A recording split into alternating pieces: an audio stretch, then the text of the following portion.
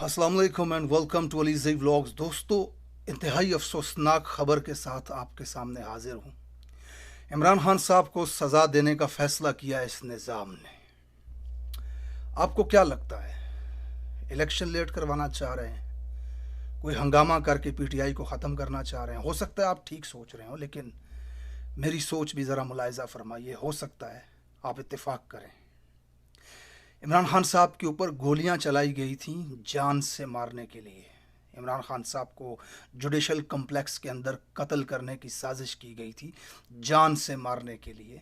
इमरान खान साहब के हेलीकॉप्टर को हंगामी लैंडिंग करना पड़ी थी, जान से मारने का मंसूबा था। इसमें कोई दो राय नहीं है। इस वक्त ये निज़ाम इमरान खान साहब को जान से मारना चाहता है।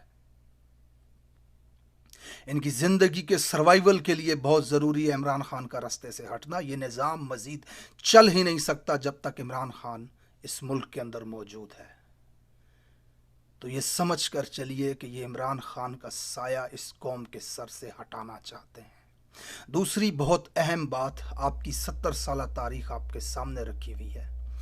ताकत में बैठे हुए इक़्तिदार पर काबिज कब्जा ग्रुप में से कोई एक भी शख्स ऐसा नहीं है जो अमेरिका को इनकार कर सके। अमेरिका इस मुल्क के अंदर अगर कुछ करवाना चाहता है तो किसी में जुर्रत नहीं है अमेरिका के खिलाफ खड़े होने की। एक मर्द मुजाहिद था जिसने टांग पे टांग रख के एब्सोल्युटली नॉट कहा था, वो आज सलाहों के पीछे है और सजाए मौत देने के फैसले किए जा रहे हैं उसे। तो पाकिस्तानियों, ये समझ लीजिए कि ये इमरान खान साहब को ख़त्म करना चाहते हैं। इस वक्त काबिज टोला गद्दार वतन है, मुल्क दुश्मन है, अवाम दुश्मन है। आपके नज़दीक क्या डेफिनेशन है गद्दार वतन की? मुल्क दुश्मन कौन होता है? हर वो शख्स जो दानास्ता तौर पे ऐसा कोई भी अमल करे जिससे पाकिस्तान और पाकिस्तान की अवाम को नुकसान हो, वो गद्दार वतन है, वो मुल्क दुश्मन है। अच्छी भली चलती हुई हुकूमत, बढ़ती हुई मैशियत को घर भेजा गया।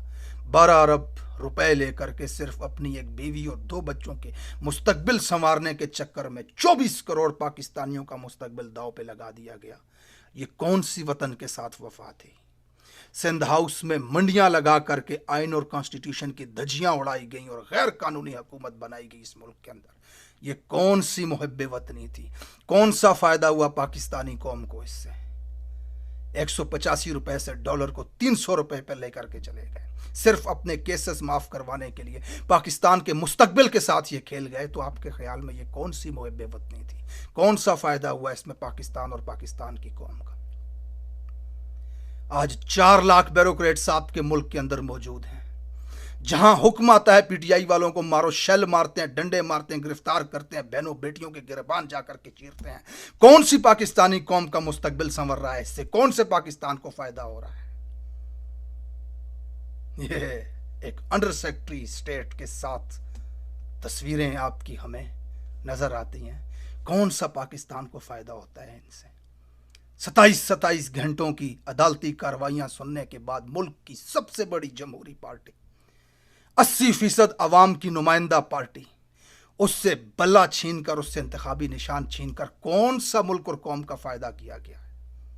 किस वसीतर मफाद में फैसला किया गया? ये तमाम के तमाम मुल्क दुश्मन है, अवाम दुश्मन है। कोई फर्क नहीं पड़ता इनको पाकिस्तान के साथ क्या होता है, इस अवाम के साथ क्या होता है। अपनी ज़ात की मफाद का सोचते हुए ये इस मुल्क के अंदर फैसले कर रहे हैं। तो इमरान खान को रास्ते से हटाने में फ़ायदा इनकी ज़ात का है और ये फैसला भी वो कर चुके हैं। इस बात को जहन में रख कर चलिएगा कि आपके लीडर का साया आपके सर से उठाने की तैयारियां हो चुकी हैं। यहां पर मैं और आप क्या कर सकते हैं? अरशद शरीफ ने इस कौम की खातिर जान दे दी, हम बस कब्र पे जाके फूल फेंक रहे हैं। इमरान रियाज बोलता रहा इस कौम के हकूक के लिए, अपनी जबान गुंगी करवा के 5 महीने का तशद्दुद काट के वापस आ गया। इस कौम ने उसके लिए क्या किया? मुल्क की 90% आबादी इमरान खान को जेल से निकालना चाहती है और मुल्क की 100% आबादी ये जानती है कि वो बेगुनाह है, उसने कत्ल नहीं किया, वो दहशतगर्द नहीं है, वो गद्दार नहीं है। और इस पे वो सारी एफआईआरें करके झूठा केस बना करके उसको आज जेल में रखा हुआ है। मुल्क की 90% आबादी उसे जेल से बाहर देखना चाहती है, लेकिन जेल से बाहर निकाल नहीं सकती। खुदा न ख्वास्ता कल को ये ऐसा फैसला करके उसे सज़ा दे भी देते हैं तो क्या कर लेंगे आप? पाकिस्तानियों 70 साल लगे हैं, आप इस डिफाइनिंग मोमेंट पे पहुंचे हैं आज 70 साल के बाद। इस फिनोमेना को समझें, ज़रा हालात की नज़ाकत को समझें। मुल्क की 90% से ज़्यादा आबादी इमरान खान पे एतबार करती है, उसे लीडर मानती है।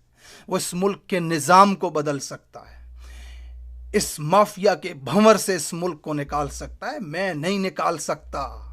मैं अगर आपको कहूं भी कि मैं ईमानदार हूं, मुहिब्बे वतन हूं, मुझे लीडर मानो, मुझे दहाइयां लग जाएंगी 90% अवाम का एतबार जीतने के लिए। अल्लाह ना करे अगर आज आप इमरान खान को हार जाते हैं तो दहाइयां लग जाएंगी आपको इस डिफाइनिंग मोमेंट पे दोबारा पहुंचने के लिए कि कोई शख्स इस निज़ाम से इस मुल्क को निकाल सके। फिर से वही टूटी फूटी हुकूमतें बनाई जाएंगी, बंद कमरों के फैसले आप पर मुसल्लत किए जाएंगे। एक शख्स बैठकर 26 करोड़ अवाम के मुस्तकबिल का फैसला कर लिया करेगा। आप डिफाइनिंग मूवमेंट पे हैं, अपने बच्चों के मुस्तकबिल का सोचो। पुरअमन रहते हुए एहतजाज करो और इन ताकतवर माफिया को बावर करवाओ कि ऐसा कोई भी तजुर्बा इस मुल्क में हम नहीं होने देंगे।